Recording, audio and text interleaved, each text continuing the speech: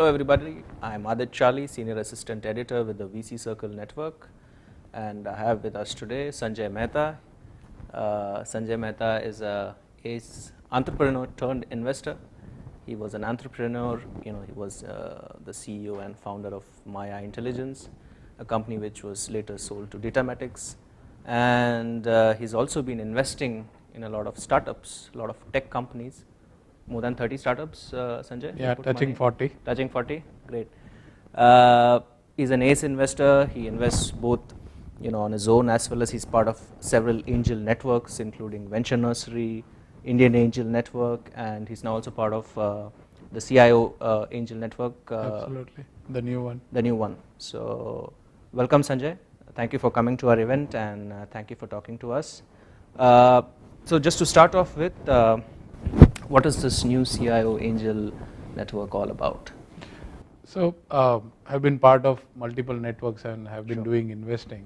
Got an opportunity to engage across with CIOs in my earlier avatar, and there were a lot of discussions saying that how can they be part of this journey. Sure. If you look into chief information officers, typically are buyers of technology, right? And while they do that buying, the process of investing and buying virtually works out to be the same, because you have to evaluate the team, product, the company, sustainability, long term in terms of investment. Here they are doing for their personal investment, there they are doing investment on behalf of the company while they are buying the technology. So they are very good at spotting which are the right vendors to work across. Sure. As much CIOs work with large enterprise companies from SAPs and IBMs of the world, they always have a lot of smaller vendors who support these large enterprises. So all these CIOs started forming the complete CIO Angel Network, which is now a formal institution supported by Core Media Group. Sure. And they have been engaging across in terms of building ecosystem around B2B tech startups. Right. So the whole thesis about this is, getting the largest influence of the industry to invest into startup. Correct. And that was a piece that was missing for a very long time. Absolutely. And if I have to put it across, I've seen across due diligence from multiple angel networks and other lead investors. They do phenomenally good, but here while CIOs do the evaluation on the tech side, it's exceptional. Because they already have a background on the tech, they already have use cases or the problem statement where straight the startups can fit across their offerings. So it works very symbiotically. Started off as an entrepreneur, today you are an investor, you come across companies of different domains, different sort of entrepreneurs. What in your view is the best part of being an investor in startups? I think one, meeting across this passionate entrepreneurs, evaluating ideas, their enthusiasm is so contagious, right? And I'm able to do proxy entrepreneurship because you can add value. Correct. This is the only asset class where you can move a needle by yourself. So let's say I invest into listed equities, gold. I just need to wait and watch how market reacts. Sure. There's little that I can add value. But when I invest in startups, there is a lot of value addition which you bring to the table. So it's not just about money. There's about huge amount of value addition. It's smart money. So you have put money in almost 40 companies now. Has your investment preference shifted in the last few years? What are the kind of companies that you're evaluating these days? I am looking across purely companies which are IP driven, which has a very strong IP and where with the small seed capital they can scale very effectively. They do not require large sums of money to become sustainable.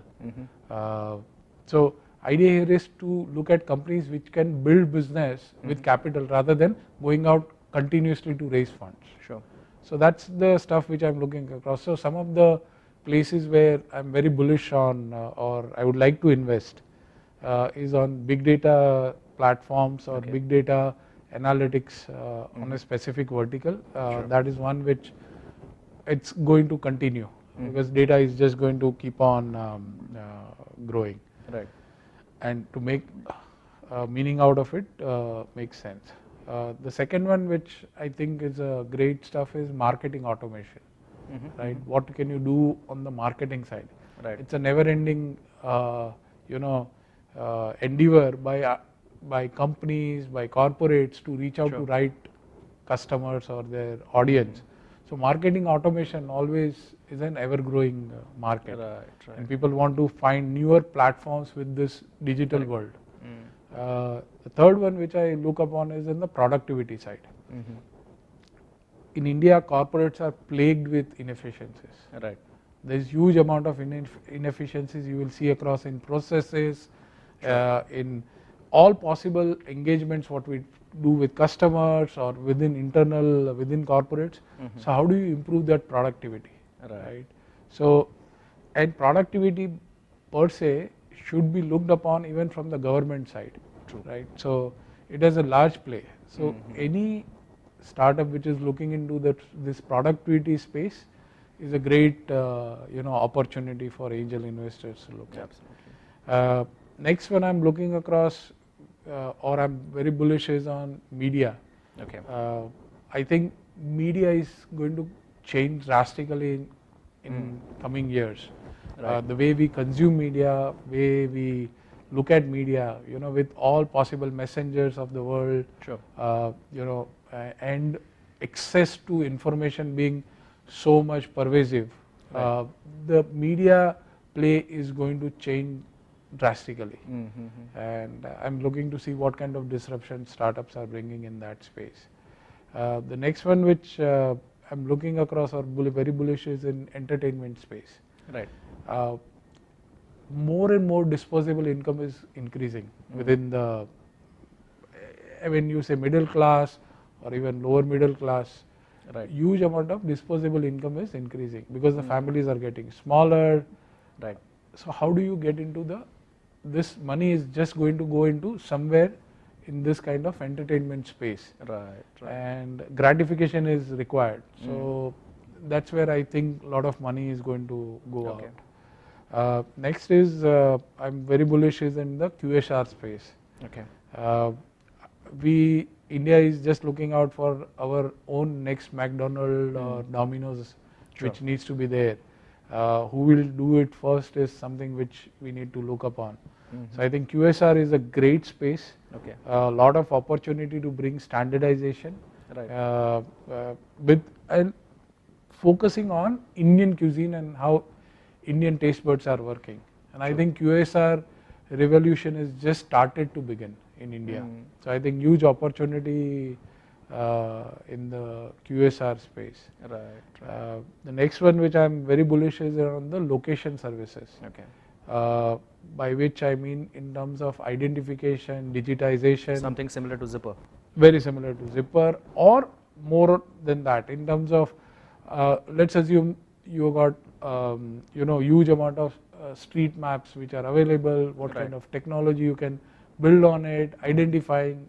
So there are variety of for logistics purpose. Sure. How do you geofence your area? So location and logistics come in hand to hand, which I feel very bullish about into this space. Yeah. Another one is healthcare and medical device.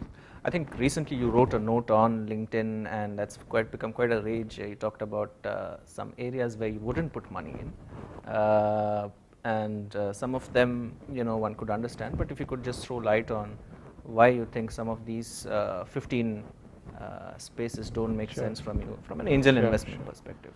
So I mean, that note was for my personal filter.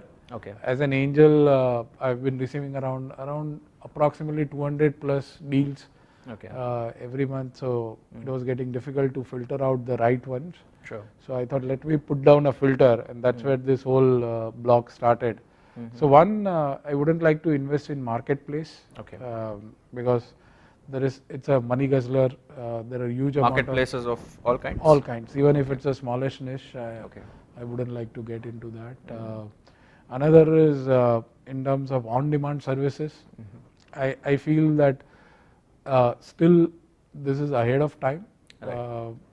we don't have the supply and demand match which is happening across. So possibly somewhere around 4 or 5 years down the line, the startups which come later at the stage will be more beneficial. The startups which are currently right now doing or raising funds, and possibly if I have to fund across, it will be difficult to find the next round of funding because performance metrics would be difficult to achieve. Right, right. You mean basically the home services, on-demand home services, services, right? All handymans, whatever you want to take it across. Sure. Anything which is even from the taxi side of it to because kind of money what it will require. So as an angel, if I have to invest into that sector right now, I wouldn't do that. Right. It's okay for other existing investors to do Series B, C, but as an angel, would I do a bet on a new startup in this space right now? I don't think so. Right. So e-commerce, I mean, people still are trying to say that and then trying to become Flipkart or Snapdeals of the world. So that's given saying that I'm not, as an angel, I'm not going to look at that space at all. Sure. Real estate, agriculture, manufacturing, this does not qualify for startup investment. Right. So typically you rule out all these three because this is capex, exits are difficult, more bank driven kind of. Interesting. Does the recent stock market meltdown worry you as an angel investor, or do you think it's a good thing? I think may get tempered. I'm hopeful that this continues, and because there is, it will bring a lot of sanity within the entrepreneur and investor ecosystem. Sure. There is huge amount of euphoria. There was no fear from investor and entrepreneur side. So I think this will bring some paranoia. Right. And it will bring at least companies or into surface who are building companies rather than raising just the money. I mean, as I told across earlier, I'm looking out for companies which are out there to build their business rather than raising rounds of money. So we were seeing across people with just ideas or 2 months of working, getting funding with obnoxious amount and valuation. I think that should get corrected. With all the money that's coming in, if you are a young entrepreneur, how do you keep your cool and how do you keep level-headed? Because we come across entrepreneurs of different kinds, and some of them really struggle with managing the fame and euphoria that comes with the initial rounds of funding. What would be your advice? One, avoid media. So I think media is the biggest culprit in terms of making funding as a success, because they only write about funding stories. Right. So avoid media stories, take it with a pinch of salt. Second is look into as much capital, raise capital, but as much you need only. Sure. Right. Don't go out just because market is hot. Go out and raise funds. Does not work across. Secondly, focus on building business. Right. Funding will follow you. So people are looking. Just getting funding does not mean you will be successful in business. Sure. So get your business right, funding will definitely follow you. Absolutely. So third, I mean, I would see across getting the right team in place who believes into very similar ideas and ready to bet their complete wares within this whole engagement. Should be there. Great, sounds good, Sanjay. Thank you so much for your time. Thank you for inviting. Pleasure. All the best.